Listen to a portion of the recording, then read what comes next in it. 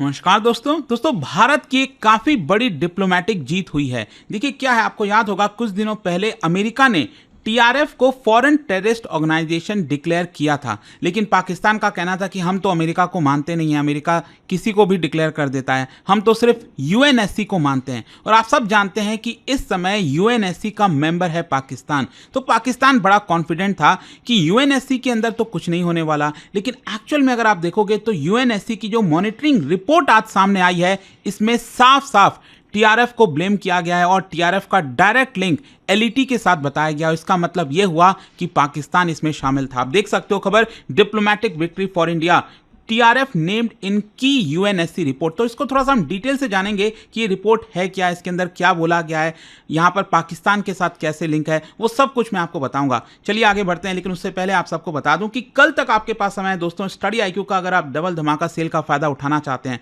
Basically इसके अंदर क्या है कि अगर आप 2026-27 किसी भी साल की प्रिपरेशन का बैच लेना चाहते हैं, और उसमें भी क्या है कि अलग अलग लैंग्वेजेस हैं, तो मान लीजिए अगर आप इंग्लिश वाला बैच लेते हैं तो हिंदी और इंग्लिश दोनों ही आपको बिल्कुल फ्री दिए जाएंगे। तो अगर आप इसको अवेल करना चाहते हैं, लिंक कमेंट सेक्शन में है, यूज करिएगा code Ankit live maximum discount के लिए। और कोई भी अगर आपको दिक्कत है, प्रॉब्लम है, ये फोन नंबर दिया है, मेरी पर्सनल टीम आपको अच्छे से गाइड कर देगी। चलिए शुरुआत करते हैं। सबसे पहले देखते हैं एग्जैक्टली हुआ क्या है। United nation security council monitoring team, basically ये जो टीम है वो उसका काम ये होता है कि दुनिया में जो टेररिस्ट ऑर्गेनाइजेशन डिक्लेयर किए हुए हैं जैसे अलकायदा, आईएसआईएस, उनके ऊपर रिपोर्ट बनाया जाए कि उनके तरफ से क्या खतरा है। तो रिसेंटली अभी आज ही जो है इनके द्वारा एक रिपोर्ट रिलीज किया गया जिसके अंदर टीआरएफ को ब्लेम किया गया डायरेक्टली। जो पहलगाम टेरर अटैक हुआ था अभी 22 अप्रैल को, उसमें डायरेक्टली उनका नेम लिया गया है और ब्लेम किया गया है। और साथ ही साथ यूएनएससी ने कंफर्म किया है कि टीआरएफ क्लेम्ड रिस्पॉन्सिबिलिटी ट्वाइस, क्योंकि यहां पर सबसे बड़ा जो कंफ्यूजन और प्रॉब्लम क्रिएट करने की कोशिश की जा रही थी पाकिस्तान के द्वारा, वो ये है कि देखो टीआरएफ ने तो यहां पर क्लेम ही नहीं किया, क्योंकि टीआरएफ ने कह दिया कि नहीं हमसे गलती हो गई थी, मतलब उनके कुछ ग्लिच आ गया था कम्युनिकेशन में, तो यहाँ पर हमने ये सारी चीज़ें नहीं की हैं। तो उन सब के बारे में आपको एक एक करके बताऊंगा, लेकिन इंपॉर्टेंट चीज़ यहाँ पर यह है कि यूएनएससी की तरफ से ये आया है और इस समय अगर आप देखोगे तो 2 साल के लिए नॉन परमानेंट मेंबर है पाकिस्तान। जैसे 2022-23 में 2021-22 में भारत भी यूएनएससी का मेंबर था और स्पेशली जुलाई में पाकिस्तान के पास ही इसकी प्रेसिडेंसी है। अच्छा, यहां पर एक चीज ध्यान रखिएगा, हुआ क्या था, 22 अप्रैल को जब पहलगाम में अटैक हुआ उसके कुछ ही घंटों के बाद टीआरएफ द रेसिस्टेंस फ्रंट ने रिस्पॉन्सिबिलिटी क्लेम की, कहा कि यहां पर हमने ये पूरा टेरर अटैक कराया है। सिर्फ एक बार नहीं, दूसरी बार अगेन 23 अप्रैल को अगर आप देखोगे तो वापस से टीआरएफ ने इस क्लेम को रिपीट किया कि हम ही ने इसको कराया है। और उसके वजह से आप देखोगे तो टीआरएफ ने एक फोटो भी रिलीज किया था साइट का, जो पहलगाम में टेरर अटैक हुआ था बैसरन वैली में, उसका फोटो भी इन्होंने रिलीज किया था और कहा था कि देखिए हम इसके अंदर इन्वॉल्व हैं, हमने ये सब कुछ कराया। लेकिन अब प्रॉब्लम क्या हो गई, मतलब वही है ना कि पाकिस्तान को तो लगा कि चलो अच्छा है टीआरएफ के थ्रू हम करवा देते हैं और यहाँ पर हमारा तो कोई नाम आएगा नहीं। लेकिन जब ग्लोबल स्क्रूटनी हुई और भारत ने सारी चीज़ों को ट्रैक किया, पकड़ा, तब यहाँ पर टीआरएफ ने डिनाई कर दिया। तो बेसिकली धीरे धीरे पाकिस्तान को यह समझ में आने लगा कि देखो टीआरएफ का नाम सामने आ रहा है और टीआरएफ की वजह से एलईटी डायरेक्ट लिंक में आएगा और एलईटी को तो पूरा खुलेआम छूट मिली हुई है पाकिस्तान में, तो इसका डायरेक्ट ब्लेम पाकिस्तान पर आ सकता है। तो इसी की वजह से 26 अप्रैल को, सोचिए 3-4 दिन हो गए, 22 अप्रैल को अटैक हुआ, 22 अप्रैल को क्लेम किया गया, उसके बाद 3-4 दिन के बाद जाकर टीआरएफ ने एक सफाई दी और कहा कि हमने ये नहीं कराया, ये हमारा एक कम्युनिकेशन मिस्टेक था। लेकिन भारत ने लगातार मेंटेन किया कि ये डिनायल जानबूझकर कवर अप करने की कोशिश की जा रही है पाकिस्तान की तरफ से प्रेशर डालकर। खैर, भारत का पुश क्या था, देखो जैसे ही अटैक हुआ उसके बाद भारत ने एक स्ट्रॉन्ग डिप्लोमेटिक कैंपेन लॉन्च किया ताकि टीआरएफ को फॉर्मली, जो यूएन का डॉक्यूमेंट है ना, आपने सुना होगा 1267 सैंक्शंस कमिटी मॉनिटरिंग टीम, तो इस डॉक्यूमेंट के अंदर शामिल कराया जाए ताकि इसको ऑफिशियली टेररिस्ट ऑर्गेनाइजेशन डिक्लेयर किया जाए। और इसकी वजह से यहां पर भारत का एक पूरा डेलीगेशन, इंडियन ऑफिशियल्स ने मुलाकात की यूएन एंटी टेरर बॉडी से और उनको सारे एविडेंस दिए, जो टीआरएफ का डिजिटल फुटप्रिंट था, यहां पर फोटो जो था साइट का, इसके अलावा लिंक्स जो था टीआरएफ एलईटी का, इन सबको यहां पर हमने एक प्रकार से सबूत के तौर पर यूएन एंटी टेरर बॉडीज को सौंपा और हमारा गोल यही था कि टीआरएफ को नेम और शेम किया जाए इंटरनेशनली और एक ग्राउंड वर्क तैयार किया जाए ताकि इनके ऊपर सैंक्शंस लगाए जाए, इनकी जितनी भी चीज़ें हैं, ट्रैवल बैन, एसेट फ्रीज, ये सब कुछ यहाँ पर लगाया जाए। और देखिए हुआ क्या, आज यूएनएससी की रिपोर्ट आती है, यूनाइटेड नेशंस मॉनिटरिंग टीम की रिपोर्ट सामने आती है, जिसके अंदर देखिए उन्होंने बोला है, उनका कहना है कि TRF publicly claimed responsibility twice. ये खुद यूएन की कमिटी कह रही है कि 2 बार उन्होंने क्लेम किया रिस्पॉन्सिबिलिटी। इनफैक्ट उन्होंने फोटोग्राफिक एविडेंस भी दिए अपना क्लेम साबित करने के लिए। TRF is confirmed as front for LeT. और देखो ये बहुत इंपॉर्टेंट चीज है, यूनाइटेड नेशंस की टीम ने बोल दिया है कि टीआरएफ एक फ्रंट की तरह काम करता है एलईटी के लिए, लश्कर ए तैयबा के लिए, ताकि यहां पर लश्कर ए तैयबा को कुछ ना हो, इंटरनेशनल स्क्रूटनी ना हो उसके ऊपर।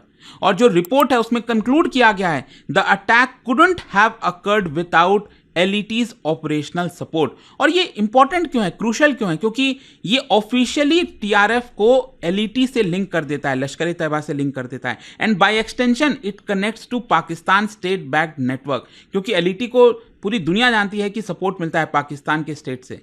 और इसलिए आई होप आप समझ पा रहे होंगे ये इंपॉर्टेंट हो जाता है। लेकिन जैसा मैंने आपको बताया ना कि टीआरएफ ने बैकआउट कर गया था, टीआरएफ ने कहा कि हमने ये नहीं किया, लेकिन यूनाइटेड नेशन सिक्योरिटी काउंसिल की रिपोर्ट में इस एक्सप्लेनेशन को रिजेक्ट किया गया है। इस रिपोर्ट में बोला गया कि देखो पहले भी टीआरएफ ने जब भी इस तरह के अटैक किए यहां पर क्लेम किया हुआ है, तो ये कंसिस्टेंट है कि जब भी टीआरएफ करता है तो बार बार क्लेम करता है, और टाइमिंग भी पोस्ट की कहीं ना कहीं यहां पर सामने आती है, और कम्युनिकेशन जो पैटर्न है वो भी मैच करता है टीआरएफ के पहले वाले कंटेंट से।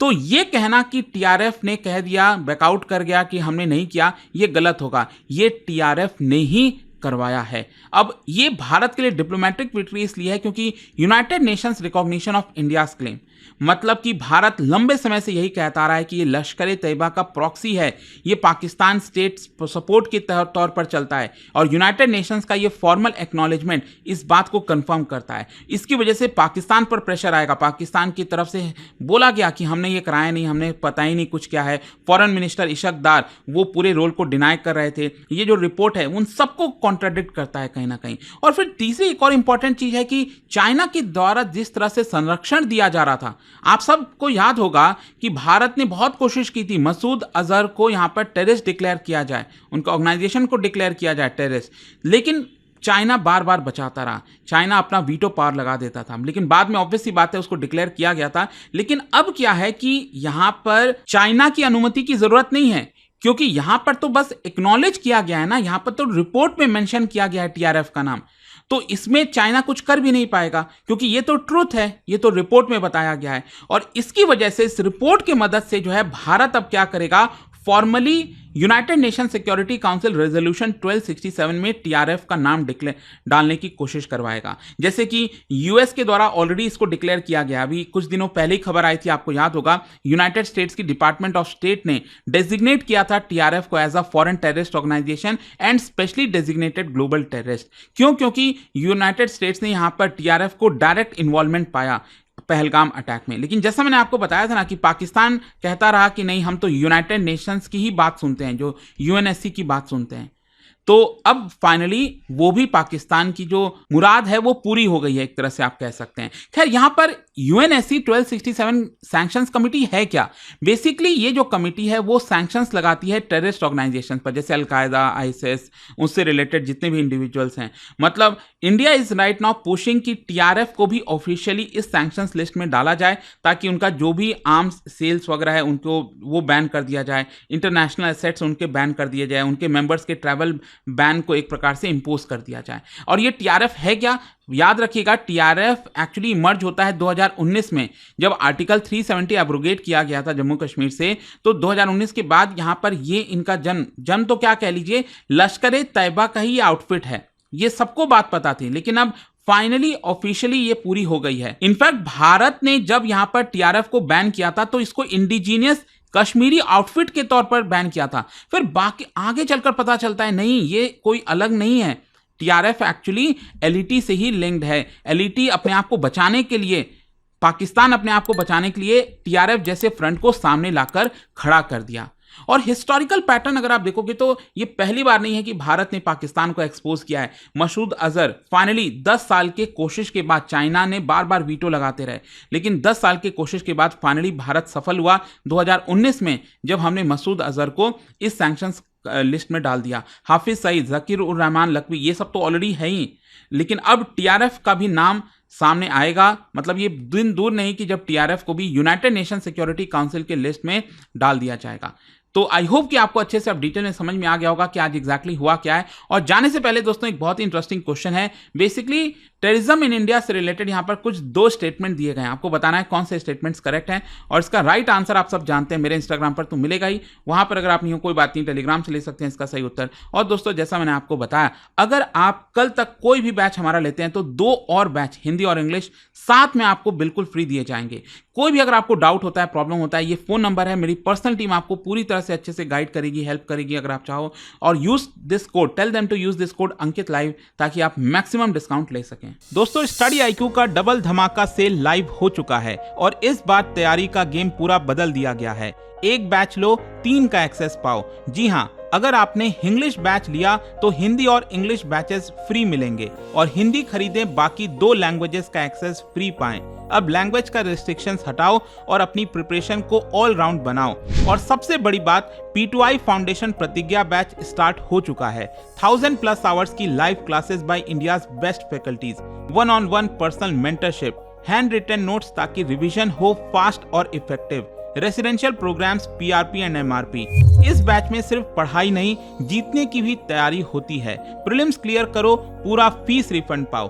टॉप परफॉर्मर्स के लिए हर मंथ 11,000 रुपीज तक के कैश रिवॉर्ड, और डबल धमाका सेल के दौरान 6 महीने की एक्स्ट्रा वैलिडिटी बिल्कुल फ्री। एडमिशन सिर्फ 31 जुलाई तक ओपन है, सीट्स लिमिटेड हैं, यह चांस चला गया तो रिग्रेट गारंटीड है। अभी स्टडी आईक्यू ऐप या वेबसाइट पर जाएं, टाइप कीजिए P2I फाउंडेशन प्रतिज्ञा batch, use code Ankit live ANKITLIVE for the lowest price and click buy now और शुरू कीजिए IAS की जर्नी। अभी भी अगर आपको कोई डाउट है तो मेरी पर्सनल टीम को इस नंबर पर कांटेक्ट कर सकते हैं 092400232393। यह सिर्फ एक कोर्स नहीं, यह है IAS बनने की प्रतिज्ञा, और मैं हूं आपका मेंटर इस सफर में आपके साथ। स्टडी IQ IAS, आपका सिलेक्शन हमारा मिशन।